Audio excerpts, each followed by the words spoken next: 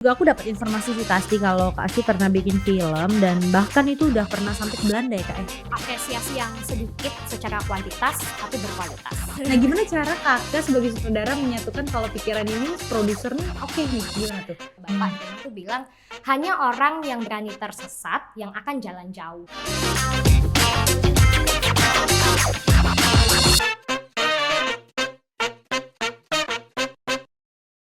Bikin video itu sejak aku SMP jatuhnya. Jadi pernah ada festival film yang digagas oleh salah satu studio di Tanjung Pinang dan itu sudah mulai bikin-bikin film sama anak-anak SMP. Tapi secara profesional dibayar itu bisa aku bilang di tahun 2018 ya. Karena 2016 sampai 18 di Yogyakarta dulu aku kuliah di Universitas Gadjah Mada. Kerjaan sampingan adalah hobinya bikin-bikin video sampai akhirnya menghasilkan karena kita belajar secara non formal di sana, ada komunitas dan banyak teman-teman yang nggak pelit ilmu lah hidup ya komunitas anak muda di sana. Terus aku dibayar untuk membuat musik video dan video konser atau kita nyebutnya after movie.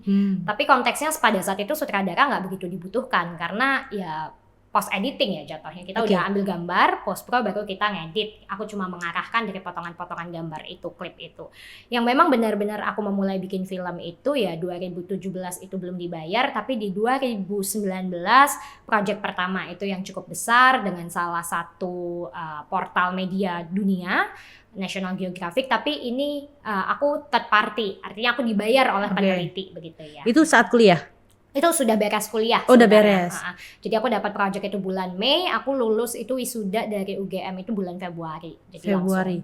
Oke, nah ini memang kuliah perfilman Kak Asti sendiri? Salah, saya tidak kuliah perfilman. Jadi kuliahku di UGM itu di Fakultas Geografi, S1-nya Geografi Lingkungan. Geografi? Iya, Geografi Oh Lingkungan. jadi film ini menyutradarai ini hanya yang tadi Kakak bilang sampingan?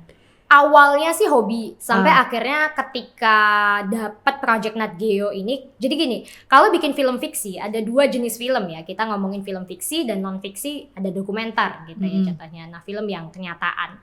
Ketika Nat Geo butuh bikin videonya, National Geographic kan kita isunya lingkungan, kebencanaan dan seterusnya. Mungkin ulasan punya berita politik gitu ya, berita kebencanaan.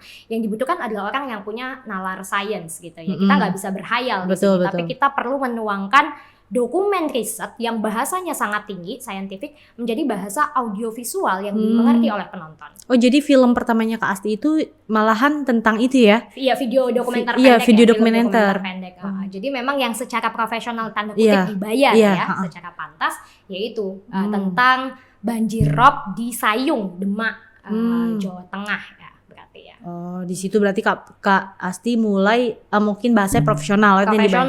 Ya, shortlist kita sebagai sutradara, nulisin outline-nya, storyline-nya. Itu gitu semuanya ya. Kalau sutradara itu dari penulisan semuanya sampai jadi itu sutradara yang mengatur ya Kak ya? Tergantung ya, karena sebenarnya kalau dalam film fiksi bisa aja sutradara juga sebagai penulis, tapi ada juga yang penulisnya orang lain, scriptwriter atau screenplay-nya orang lain yang ngurusin, terus sutradara yang memvisualisasikan tulisan itu dalam bentuk shortlist bersama dengan DP atau Director of Photography. Jadi kami yang menghidupkan tulisan menjadi gambar. Tapi untuk posisi itu waktu itu Kak Asti yang nulis dan mendirect atau mengarahkan. Oke. Oh jadi waktu pas saat itu Kak Asti yang nulis, Kak Asti pun yang ini. Banyak ya tugas ya Bu? Iya, nulisnya nyadur sih dari tapi kok bisa dari jurusan geografi tapi ke itu Kak?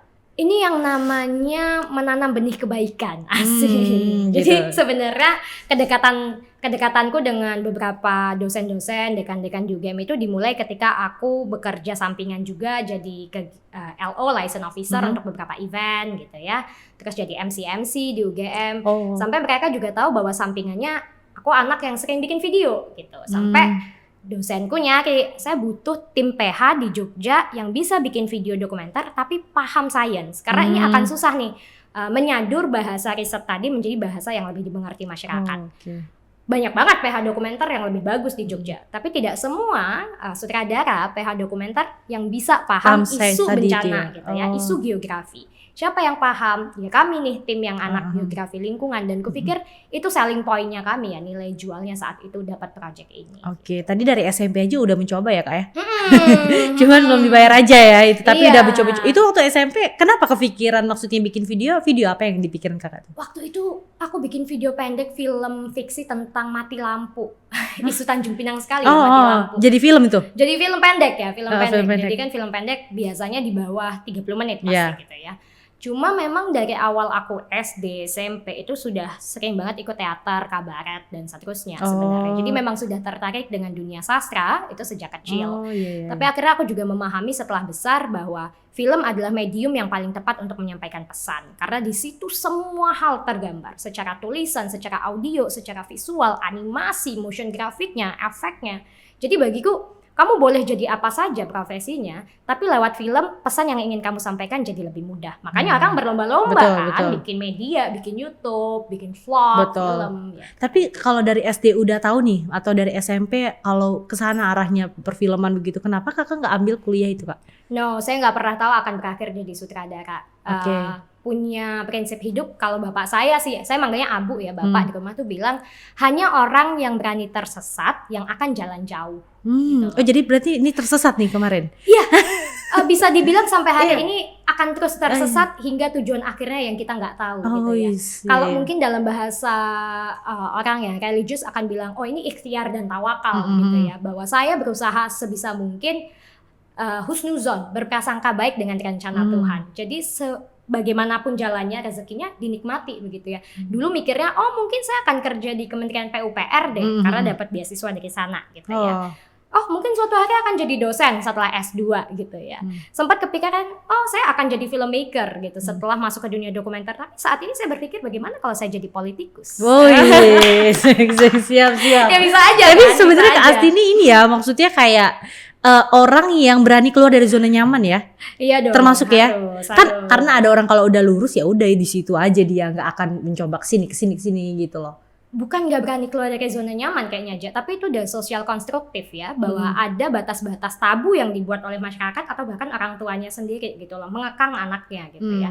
Dan bagi saya ketika teman-teman sudah memiliki pilihan hidup untuk mencoba sesuatu yang baru, ya perjuangkan, ya pitching. Maksudnya pitching adalah negosiasikan dengan orang tua, dengan keluarga, bahkan dengan masyarakat sekitar. Kalau selalu ada semacam sosial konstruksi stigma gitu ya, label. Oh, perempuan itu urusannya domestik, jangan politik, labrak. Kalau kamu emang pengen jadi politikus, labrak. Perempuan itu harusnya tidak usah bekerja sampai malam, makanya jadi PNS atau dokter, jangan jadi sutradara, pulangnya jam 4 subuh, labrak. Kalau memang itu yang membuat kamu hidup, ya lawan gitu loh contohnya.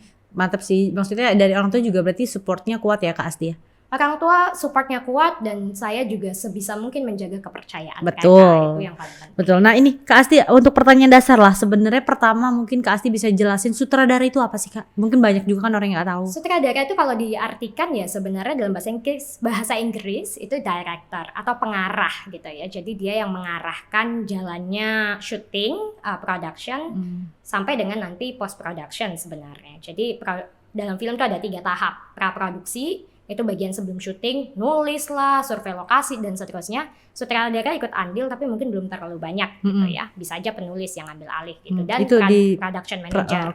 Itu sebelum production. Siapa sih hari ini yang jadi komandonya gitu ya? Yaitu director, satu komando gitu loh jatuhnya. Dia yang punya otaknya gitu ya, creative thinkingnya tuh di dia gitu loh jatuhnya. Jadi ya segala lighting, segala kameramen, audio, wardrobe, semua ngikutin maunya sutradara. Walaupun tentu saja sutradara tuh punya atas lagi nih. Iya. Nah ini dia nih. Yang punya dana. Betul, yang punya dana. Nah gimana tuh Kak, sebagai sutradara kita punya atas lagi nih si penguasa nih yang punya uang. Nah gimana cara Kakak sebagai sutradara menyatukan kalau pikiran ini nih produser nih nih gimana tuh?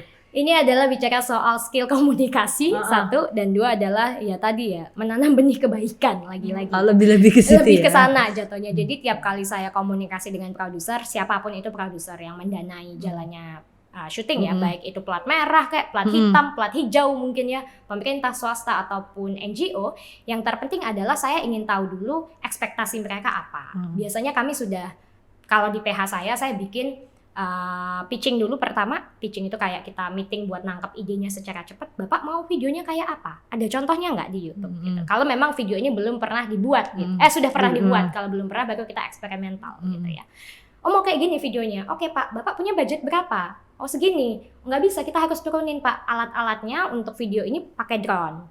Budget yang Bapak kasih nggak bisa, tapi kami bisa menggantinya dengan katakanlah bukaan yang wide gambarnya. Jadi ada hal-hal yang harus dipangkas. Atau ketika memang budgetnya melebihi ekspektasi mereka, kami akan menawarkan, Pak budget Bapak sebenarnya masih cukup gitu ya. Dan ini yang sebenarnya benih kebaikan tadi.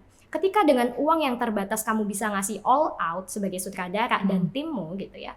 Kupikir ini yang akan membuat ibaratkan repeat customer gitu ya. Bapaknya balik lagi pakai kita. Nah itu yang paling penting, menjaga kualitasnya. Sulit sih Kak sebenarnya, apalagi jadi sutradara ini ya mungkin salah satu profesi sulit juga ya, karena memang kita menyatu apa yang ada di otak kita terus kita tuangkan, dan itu gimana caranya satu tim tuh harus terima ya kayak sama ide kita. Betul. Apalagi ditonton nanti kan dengan banyak orang itu, dan kalaupun udah berhasil udah jadi filmnya itu pasti bangga banget sih. Iya ya, karena memang kerja tim ya. Itu yang membedakan kamu bekerja membuat video iklan, vlog, video Instagram, satu orang bisa. Kamu kameramen, kamu yang punya ide, kamu yang ngarahin model. Tapi bekerja membuat sebuah film, jangan disamakan ya dengan buat iklan di Instagram, iklan YouTube gitu ya, atau ya commercial video lainnya ya, Instagram Reels katakanlah. Bagiku yang membedakan dengan film dan yang cukup kubanggakan adalah ini adalah karya tim. Saya tidak berdiri sendiri sebagai sutradara. Betul. Saya juga nggak paham sebenarnya lightingnya harusnya seperti apa, tapi saya tahu gambarnya mau kayak film mana nih gitu ya, sehingga saya konsultasi dengan gaffer atau orang lighting gitu ya contohnya.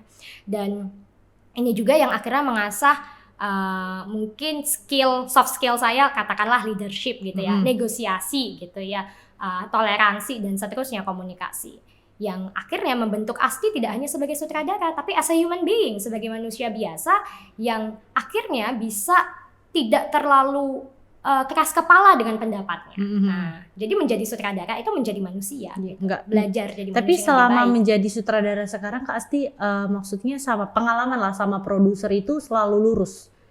Alhamdulillah selalu baik hubungannya, baik sebagai produser saat kami syuting maupun sebagai teman ngobrol, dan sampai hari ini tidak pernah ada yang putus kontak. Langsung jadi sutradara Kak atau memang dari ASDA dulu atau gitu nggak sih? Awal mula nulis. Awal mula malah nulis skrip gitu ya, terus nyobain sutradara, terus nyobain semua ya? Jadi editor juga belajar. Pas aku kerja di Binar Academy, salah satu perusahaan di bidang edutech ya, education technology, didirikan oleh Alamanda Shantika, itu dia mantan founder Gojek juga.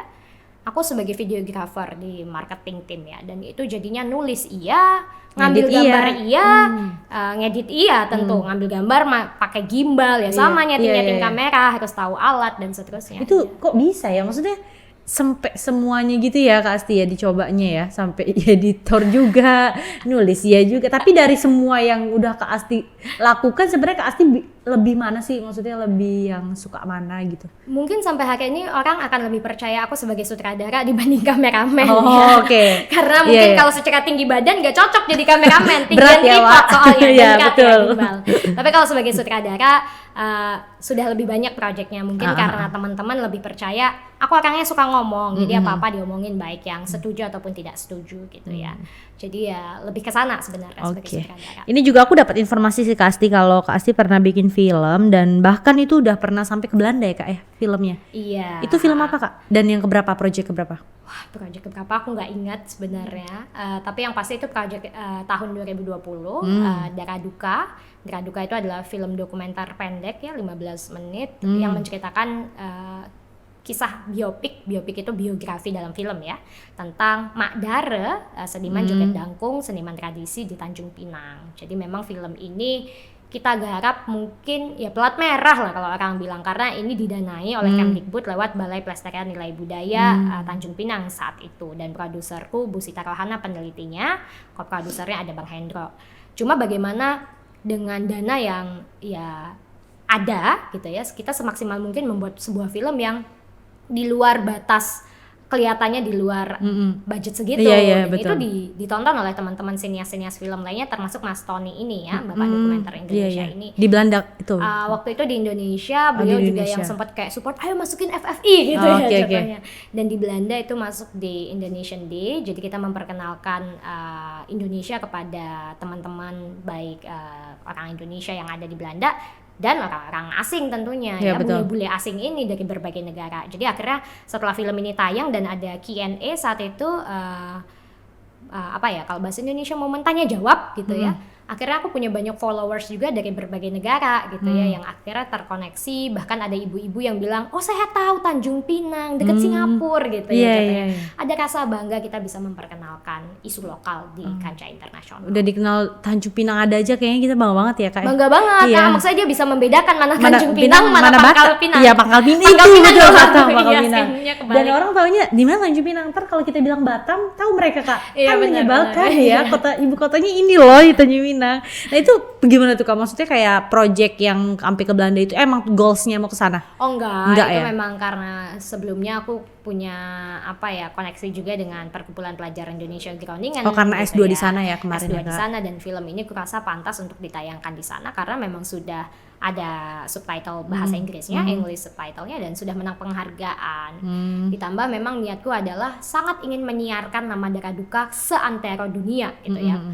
Mak Dara, orang yang kami kenal sejak saya kecil di Tanjung Pinang, mungkin Eja belum kenal. Dia sudah nari, main joget dangkung itu dari kecil, dari saya kecil maksudnya, sampai sekarang tuanya di usia 70 tahun dia masih joget. Dan sedihnya adalah berbagai penghargaan sertifikat yang diterima baik dari swasta maupun pemerintah hingga kelas pemerintah pusat itu masih salah, typo. Dara Drita namanya. Dara Drita. Iya, sering ditulis. Karena mereka di KTP-nya baca cuma Dara D gitu ya. Padahal D itu Duka, nama bapaknya. Dan film ini adalah sebuah usaha kami ingin melawan orang-orang yang sangat tidak peka bahkan untuk sebuah nama yang penting dari Mak Dara. Jadi janganlah seolah-olah peduli dengan seniman tradisi, kasih bantuan, terima kasih yang sudah ngasih bantuan, atau merasa kami harus memberi laluan, dukungan, tapi bahkan nama saja sudah bertahun-tahun masih salah. Itu yang coba kita tangkap gitu loh. Dan Dara Duka tidak pernah protes ketika namanya salah. Dia menjalani hidupnya sebagai pemain joget karena cinta, dan itu bisa ditonton dalam video 15 menit ini. Udah ditonton sama Madarnya ya berarti? Sudah dong, sudah. Gimana tanggapan dari Madarnya langsung? Jadi pertama kali film ini jadi kita nggak langsung nayangin buat lomba atau buat ke Belanda ya. Ke beliau dulu ya? Beliau dulu, kita bawa laptop saat itu dan bawa speaker kecil. Mak kan agak punya gangguan pendengaran, jadi itu speaker portable itu sampai ditaruh di telinganya saking pengen tahu filmnya sendiri ya. Dan dia ketawa-ketawa nonton filmnya. Mungkin Eja juga akan ketawa-ketawa kalau misalnya dibikinin film tentang Eja gitu ya, katakanlah. Begitu juga Mak gitu ya, dan anak-anaknya juga bangga. Bahkan foto-foto syuting kan saya bikinin dalam bentuk photobook gitu ya. Itu dipajang sama Mak di rumah gitu. Menyenangkan itu saat kita syuting. Kita syuting itu nggak ada beli nasi kotak. Bayar orang kampung, di tempat kita syuting kita makan prasmanan. Prasmanan. Berapa lama Kak kemarin proyeknya? Kalau dihitung praproduksi lama ya, karena riset dengan Bu Sita itu kita bolak-balik ke rumah Mak, menuliskan kisah hidupnya, bertemu dengan orang-orang yang penting di sekitar hidupnya. Itu mungkin ada 2 bulanan lebih. Kita bolak-balik.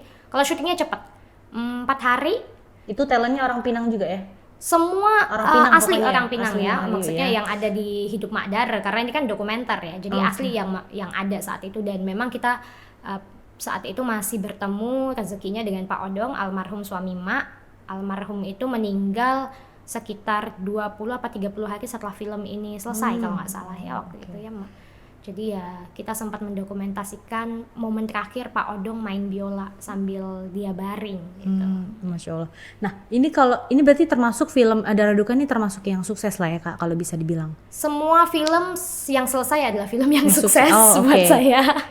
Nah sukses film sukses itu mungkin ada orang yang mengartikan kalau viewsnya banyak atau misalkan apa. Kalau dari Kak Asti sendiri apa? Nah, jadi gini, ada orang-orang yang memang bekerja untuk film komersial. Itu biasa kalau film komersial itu yang kamu tonton di bioskop, mungkin yang kamu tonton di portal-portal online gitu ya. Karena yang dibutuhkan adalah keuntungan balik gitu ya. Tapi ada juga orang yang bekerja untuk film festival, menang kompetisi, ditonton oleh orang-orang yang memang mencintai film itu dulu gitu loh, bukan karena keikutan tren gitu ya. Dan ada juga orang yang membuat film ya memang hanya untuk menjadi bagian ya dokumenter, mencatat sebuah sejarah gitu ya. Kalau aku mungkin senang banget di film festival. Jadi bukan soal ini booming di YouTube, meraup berapa penonton atau hashtagnya naik. Walaupun itu bonus ya, tentu semua orang akan bahagia dengan itu. Tapi yang terpenting adalah ketika pesan itu sampai kepada orang-orang yang secara tulus, secara sukarela, secara sadar mau menonton film Mak Dara katakanlah, atau film dokumenterku lainnya. Jadi apresiasi yang sedikit secara kuantitas tapi berkualitas. Maksudnya saya nggak butuh pengakuan sekota Tanjung Pinang 5-10 orang yang menonton tapi bisa memberikan kritik yang membangun, bisa terkoneksi secara emosi dengan Mak Dara, bisa mengubah pola pikirnya untuk bisa setulus, seikhlas Mak Dara dalam hidup. Itu yang saya harapkan, semoga film-film saya yang saya buat memberi pesan yang baik. Oke, ya betul sih. Berarti sukses filmnya itu banyak lah ya Kak ya, persepsi orang yang mungkin sebagai sutradara juga. Cuman kalau aku sering lihat kan, aku kan juga riset juga nih sebelum kita ngobrol gini ya Kak ya, dari beberapa mereka sutradara tuh menganggap ada, mungkin dia bukan dokumenter, jadi sutradara yang Kakak bilang tadi tuh film komersial ya. Mereka bilang kalau untuk viewsnya banyak itu adalah kesuksesan. Balik modal soalnya. Betul say gitu. Ini udah berapa project Kak yang udah Kak Asti bikin? Berapa film lah intinya? Kalau dari Kakak rekap dari dulu-dulu tuh. 10-an lebih mungkin. Kalau film ya, tapi kalau dihitung dengan video iklan, ya, series, vlog yang memang lomba atau berbayar, aku pikir lebih dari 20 ya, karena lebih dari 20. Itu kan kemarin Kak Asti S2 di Belanda, sempat garap juga di sana film. Film Belanda gitu atau apa? Jadi video dokumenter lagi, film dokumenter lagi sekitar kalau nggak salah 10 menitan apa 15 menitan. Cuma pakai footage atau klip-klip yang sudah pernah aku ambil sebelumnya di Indonesia. Kita wawancara 3 aktivis perempuan. Judul videonya Women versus Mining, jadi perempuan versus pertambangan gitu ya. Itu awalnya tugas kuliah, saya dan sahabat saya, anak kelas juga, Eleonor Wischas, orang Jerman. Kita wawancara dengan Louis, dia aktivis di Jerman untuk melawan pertambangan batu bara. Kita wawancara juga dengan aktivis nasional di Indonesia, Melissa Koswara, itu cukup terkenal beliau dari aku lupa, Friday for Future. Terus ada juga Mbak Dewi dari JKPP, Jaringan Kerja Pemetaan Partisipatif, NGO yang bekerja untuk masyarakat adat, Indigenous Community. Kita bikin klip wawancaranya dipadu-padankan dengan footage yang sudah pernah ku ambil dan footage yang free license, karena memang kita nggak sempat untuk syuting, tapi kita membangun narasi itu sebaik mungkin. Jadi ada voice overnya juga gitu. Itu voice overnya Kak Asti juga nih enggak kan? Enggak, Eleonor, sahabatku yang orang Kirain Jerman. Kakak juga nih semuanya. Aku editor kan, aku ngedit dan kita jangan sampai narasi. Semuanya Kak Asti loh yang gitu. Iya, suara aku kurang bagus ya jatuhnya. Semuanya kita aja, masa Kak Asti aduh capek ya, Pak. Palu gada. Nah, itu kan S1 tadi Kakak ambil di UGM Geografi Lingkungan. S2 ini apa film enggak? Enggak dong. Oh, enggak juga ini. Iya, Tetap geografi. Di Faculty of Spatial Sciences, ilmu spasial, ya mirip dengan geografi, tapi di jurusan Environmental and Infrastructure Planning atau lingkungan dan perencanaan infrastruktur. Lah nggak ada filmnya juga nih? Tetap nggak ada. Nggak ada. Iya dong. Kenapa gitu sih Kak? Karena film adalah, aku menganggap film itu art, seni, dan seni itu tidak mesti lewat jalur pendidikan formal, walaupun ada yang memilih lewat jalur pendidikan gitu ya. Tapi aku pikir kuliah itu bukan soal apa yang kamu suka doang, tapi apa yang ingin kamu tahu gitu loh, apa yang pengen kamu penuhi informasinya. Maka kupikir ya lingkungan adalah suatu bidang yang sangat ingin kudalami gitu ya konteksnya. Mungkin nanti akan kubuat dalam sebuah film panjang katakanlah. Jadi ya rezekinya di sana, dan kecintaanku terhadap isu lingkungan, perencanaan infrastruktur, sanitasi itu sudah ada sejak aku SMP kelas 3 juga. Sehingga balance ya antara science dan seni. Iya, betul. Aku rasa tidak perlulah terlalu ngoyo mentang-mentang jadi anak sekarang kerjanya film harus semua studinya juga film. Jangan pernah takut untuk berubah haluan. Tidak ada kata terlambat berapapun usiamu, siapapun kamu, apapun jenis kelaminmu. Kalau memang harus berubah haluan, ya harus berani. Nenek moyang kita kan seorang pelaut gitu ya. Jadi kemana angin lagunya bisa nyanyi nih sebenarnya. Oh, aku baru buat film juga. Membaca Langit Mengeja Laut. Baru nih. 2021. Dokumenter juga. Udah ini udah tayang.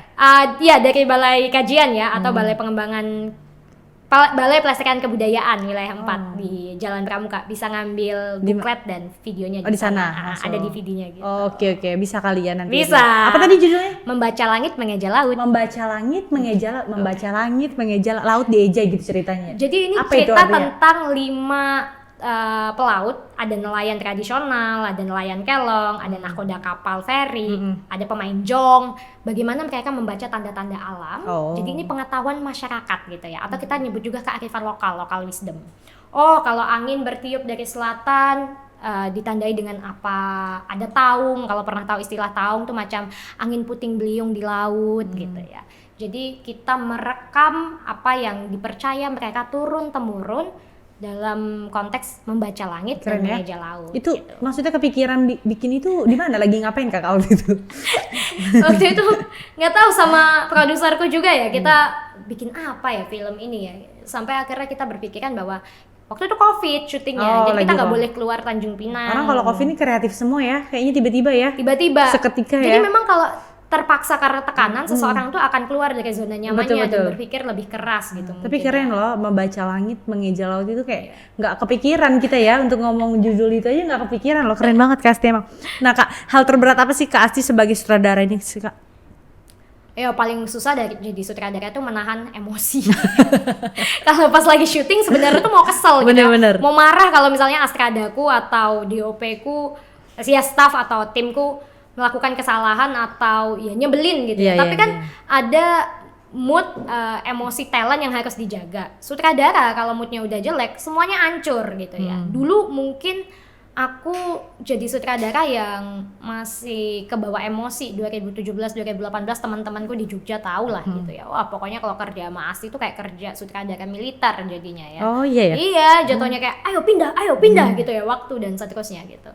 Tapi semenjak pengalaman yaitu ya manusia itu bertumbuh, berproses, akhirnya aku sadar bahwa yang lebih penting nih bukan cuma soal kejar target filmnya selesai tepat waktu, tapi bagaimana talent, orang-orangku, timku tidak ada yang pulang itu dengan rasa dongkol, dengan rasa dendam gitu. Jadi sekalipun ada satu orang yang melakukan kesalahan dan itu berdampak pada kerja tim, sutradara harus legowo, menenangkan semua pihak. Dan itu sulit, tapi aku mencoba untuk bisa lebih baik lagi. Oke, berarti lebih kayak ke emosionalnya aja ya, bukan yang sulitnya itu bukan yang mikirin topik, enggak situ-situ ya Kak ya. Kalau itu proses yang selalu berjalan ya. Itu udah pasti ya, itu udah pasti sih. Itu karena kita kerja di dunia kreatif gitu ya, dan ya pasti harus nonton lebih banyak, baca buku lebih banyak. Baca buku lebih banyak itu penting banget ya berarti Kak untuk seorang sutradara ya. Betul. Nah ini buku apa nih Kak yang Kakak bawa sekarang?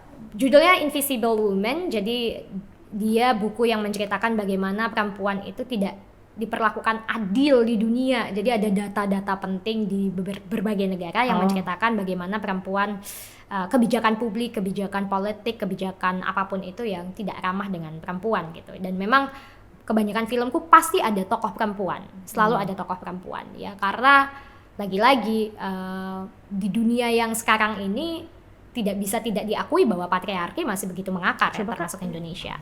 Pasti habis ini udah selesai bacanya? Udah yang ketiga kalinya aku baca ulang. Oh gitu ya? Iya. Oh berarti bentar lagi filmnya jadi nih kalau kayak gini. Biasa ya kan? Masih berjalan ya jatuhnya. Oh bahasa Inggris. Bahasa Inggris. Oh iya, lebih suka bahasa Inggris daripada bahasa Indonesia Kak untuk ini ya buku. Lihat tulisan penulis aslinya. Kalau memang penulis aslinya adalah penulis internasional, biasa aku tetap menggunakan buku berbahasa Inggris supaya tidak kehilangan pemaknaan aslinya ya, tidak ada distorsi kalau bahasanya mungkin bias gitu ya. Iya. Ini kayaknya kalau ini capek buka Google Translate kalau aku ya kayaknya Kak, jadi. Tapi memulai bisa bahasa Inggris itu aku paksain baca buku bahasa Inggris. Iya walaupun ya, ngerti ya, betul. ngerti fullnya ya. Tapi ya dari situ belajar, dan saat ini pun aku balik ke Tanjung Pinang, kita lagi aku sama saya dari tadi ke mix mulu ya. Gak apa-apa sih. Karena lawan bicaranya masih muda, jadi masih saya sama beberapa anak Tanjung Pinang juga lagi bikin kegiatan sosial juga sekarang. Lagi mulai nih? Mulai menggalakkan baca buku, kita buka kelas film juga, ngajarin bagaimana gratis bikin film. Itu? Masih gratis tentunya, masih gratis. Belum jatuhnya mensosialisasikan lah ya Kak. Sosialisasi, kita ingin jadi tempat edukasi masyarakat untuk kesenian dan kebudayaan. Oke. Nah ini juga Kak, informasinya nih yang aku dapat kalau Kak Asti itu juga, tadi kan Kakak juga udah membocorkan sebenarnya di awal ya kalau Kakak tertarik sama politikus kan. Oh iya, politik ya. Politik kan? Kok bisa politik. Kak? Kenapa? Ini lucu. Jadi ceritanya dulu tuh saya bukan anti politik ya, tapi tidak ingin dekat dengan dunia politik lah ya. Nggak pengen dekat dengan dunia politik. Kayaknya udahlah sutradara aja karena dunia kreatif, dunia seni gitu ya. Gimana sih seniman ya jauh dari politik, jauh dari oligarki gitu ya, jauh dari penguasa. Di Belanda bulan Mei 28 Mei tahun lalu saya ketemu dengan Yakes. Yakes ini salah seorang alumni dari tempat saya belajar, S2-nya sama, lingkungan dan perencanaan infrastruktur. Beliau anggota parlemen kota Groningen tempat saya belajar dan jadi wali kota. Terus dia ngasih keynote speech atau pidato pembuka. Ini ceritanya lagi hari alumni dan hari karir day gitu ya, hari cari kerja nih di kampus. Terus dia ngomong nih, terlalu banyak orang-orang scientech kayak kita, maksudnya kami ya alumni scientech ini science engineering yang anti dengan politik gitu ya. Tapi terlalu banyak nih kebijakan yang dari politikus itu merusak perencanaan infrastruktur karena ya mereka nggak paham scientech gitu. Betul. Dan itu kebukti, akhirnya itu kayak suatu hal yang bikin aku kayak iya ya. Terus dia bilang harusnya lebih banyak nih orang-orang kayak kita yang masuk politik gitu loh. Kalau kamu udah bisa merencanakan, kamu tahu mana jalan yang bagus, jalan yang buruk, pengelolaan air yang baik dan yang enggak. Kamu nggak cuma jadi konsultan, bukan hanya jadi outsider. Kamu harus menjaga, mengawal kebijakan itu jadi sampai pendanaannya ngucur. Itu poinnya gitu ya. Dan setelah itu aku langsung nelpon mama ya. Mama, kakak mau nyalek deh kayaknya tahun depan kan pemilu kan. Jadi memang pas timingnya gitu loh. Segala sesuatu itu kupikir orang akan lihat ini sebagai sebuah hal yang sesat, tapi bagiku ini adalah suatu opportunity, kesempatan. Dan memang keberuntungan itu hasil dari kesempatan dan kesiapan. Kesempatannya ada, tapi apakah saya siap atau enggak, ini yang jadi PR. Makanya saya lagi menyiapkan hati dan mental dan modal dan lain sebagainya. Tapi jangan sampai keberuntungan itu hilang hanya karena kita tidak ngambil kesempatan itu gitu loh. Contohnya, maka aku langsung nelfon mama. Aku ingin ilmuku bisa kepakai atau paling tidak mencoba hal baru gitu loh. Ya, keberuntungan, kesiapan dan kesempatan tentunya. Itu di Belanda kemarin kepikiran di Belanda, jadi politik. Dan di Belanda tuh karena negara penjajah, sering ke museum di sana, kan jadinya banyak bacaan tentang Indonesia ya. Betul. Bagaimana Indonesia dirugikan gitu ya. Betul. Dan itu yang malah mengasah anak-anak yang kuliah di Belanda pasti lebih nasionalis. Termasuk pahlawan-pahlawan Indonesia ketika dulunya zaman sebelum kemerdekaan hingga era farmasi gitu ya. Ketika mereka ke luar negeri, rasa untuk memerdekakan itu jauh lebih tinggi gitu. Karena kita menganggap peradaban kita pastinya lebih maju. Ada banyak hal-hal baik, hal-hal yang berharga, kaya dari Indonesia yang harus dipush, harus didorong. Jadi kalau orang nanya, Ti kok nggak balik lagi ke Belanda atau bekerja di luar Tanjung Pinang aja, jadi apa di Tanjung Pinang? Ya silahkan orang lain, saya tidak demikian. Gitu. Iya sih, pasti banyak juga yang mungkin hampir semua orang nanya kayak gitu ya, kenapa balik lagi ke Tanjung Pinang gitu loh. Udah 7 tahun loh di Jogja kemarin. Dan di Belanda juga, dan kenapa nggak di sana aja gitu loh, di Belanda aja gitu. Kalau Belanda tentu terhalang administrasi sebagai penerima beasiswa LPDP, saya dibiayai oleh negara. Jadi kemarin beasiswa nih? Beasiswa. Kalau nggak beasiswa nggak kuat. Mama cuma guru PAUD. Iya, wah luar biasa banget ya. Oh jadi beasiswa di sana berapa tahun Kak?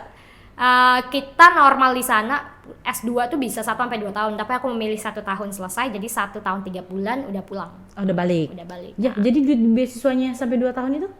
Ya memang programnya kan bisa setahun, jadi emang aku dari awal daftarnya setahun. Ya gitu. Kalau lulus ya sudah di-cut kan. Oh gitu ya. Gimana Kak di sana, seru ya? Dibilang seru tentu ya, yang kuliah di luar negeri pasti beda pengalamannya dengan di Indonesia. Tapi jangan khawatir buat anak-anak Indonesia, jangan pernah menganggap berkecil hati.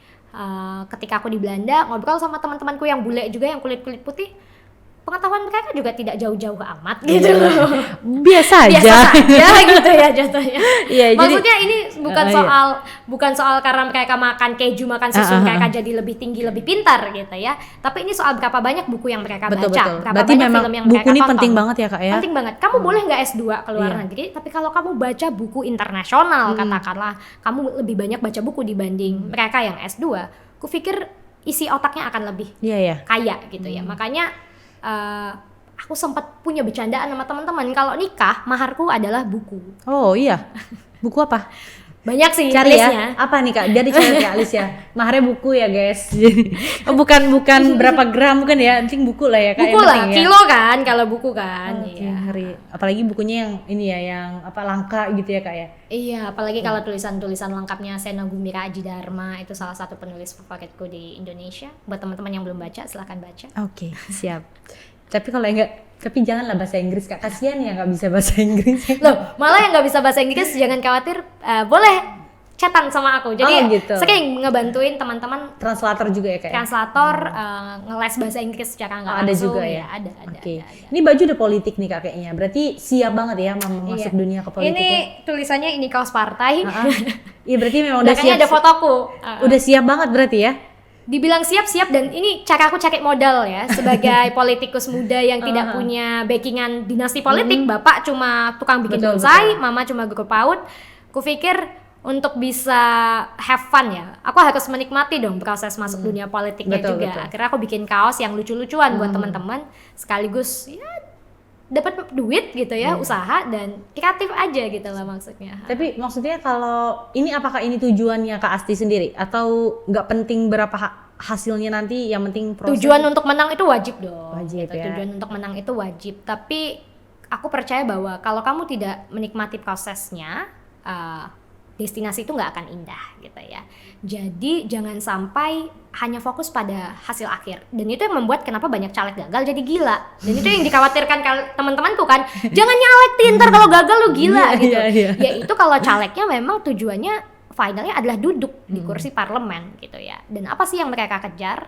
Ya silahkanlah penonton atau Eja berpikir apa sih yang dikejar jadi dewan gitu loh. Tapi buat saya yang pengen mengimplementasikan keilmuan saya tadi ya Kak. Proses ini yang membuat saya kaya, ketemu orang baru, pola pikir yang baru, ada bapak-bapak politikus yang bisa saya tanya-tanya, ibu-ibu juga gitu ya.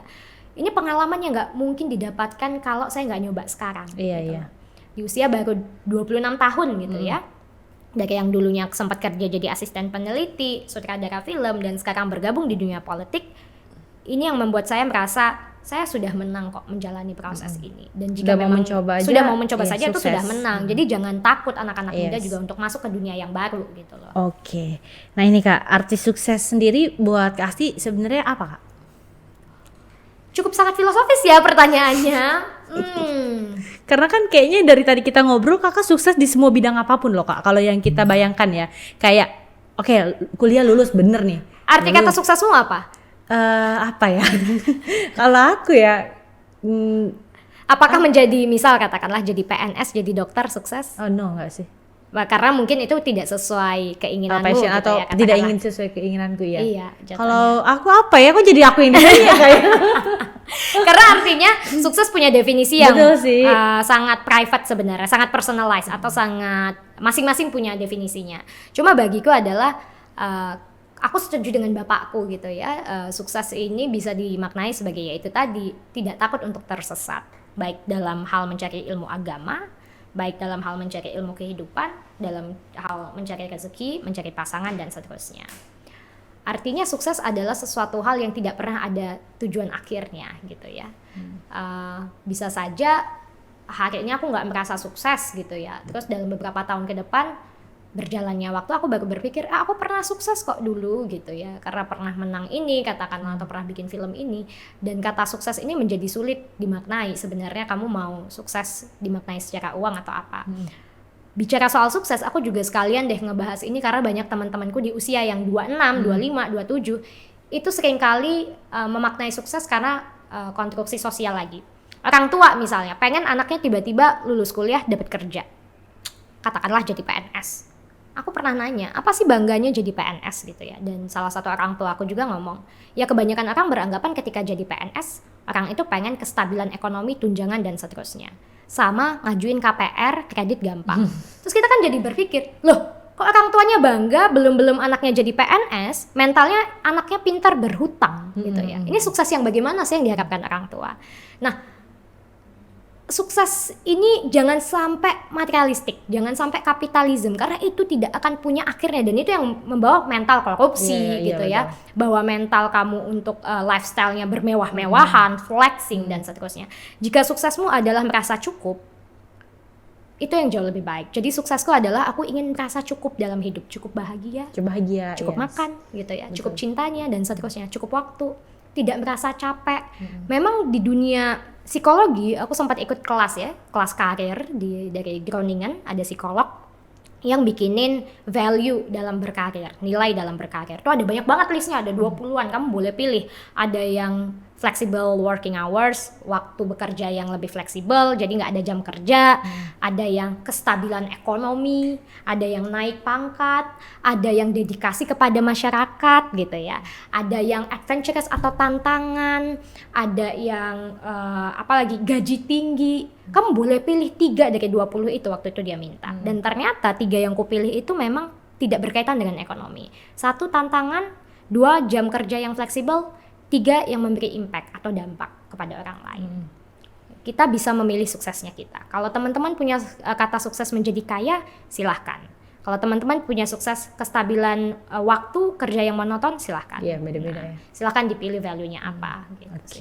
Oke. Ini sebenarnya apa ya, banyak secara nggak langsung dari beberapa pertanyaan ini Kak Asti ini bukan sekedar menjawab tapi dia kasih ilmu loh. Jadi kita kayak yang oh iya ya benar. Nanti ya. kalau gagal jadi politikus tolong saya jadi dosen aja gimana? Boleh ya. Asal jangan gila ya kayaknya tolong kita masih butuh Kak Asti di sini ya. Gak apa-apa kalau gilanya dalam hal yang positif. Nanti gila menulis. Oh iya, siap. Gila berkarya mudah-mudahan. Amin. Tapi ya bisa lah duduk ya Kak ya. Amin. Bisa duduk di kursi. Yang penting berdiri gak apa-apa. Juga penting masuk ke dalam ya. Oke. Bukan saya yang kampanye. Bisa lah, boleh lah, ada lah ya Kak. Oke nih Kak Asti terakhir lah ya. Ini mungkin tadi Kakak juga udah berbicara sutradara. Karena di luar ini juga sih, di luar pikiran aku. Maksudnya kayak seorang sutradara, seorang seni dari kuliahnya udah beda. Kuliahnya sains, kerjanya seni, gayanya impiannya masuk politik. Iya. Nah sekarang dia mau jadi politik kan kayak aduh apa sih sebenarnya gitu. Makanya aku tanya sukses menurut Kak Asti itu gimana.